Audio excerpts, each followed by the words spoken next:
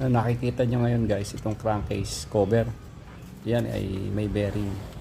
Pagkatapos na malinisan ay tanggalin natin itong clip nya gamit yung tool na yan, circlip tool. Pagkatapos ay sikwatin natin yung cover ng flat screw, yung cover ng bearing na yan. At para ayun guys, napansin nyo wala na siyang kalaman-laman na grasa. Para tumagal ang buhay ay huwag natin kalimutan lalagyan, punuin natin. Kung hindi nyo pa nalalagyan, pagka nagpa-CVT cleaning kayo, sabay nyo na para isang bukasan na lang.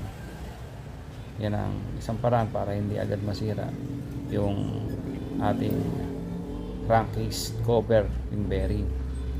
Pagkatapos ay mapuno na ng grasa, ay ibalikin na natin yung cover at yung kanyang clip. Yan. At pagkatapos kuskusin nyo lang yung mga sumobra na grasa at ayos na yan.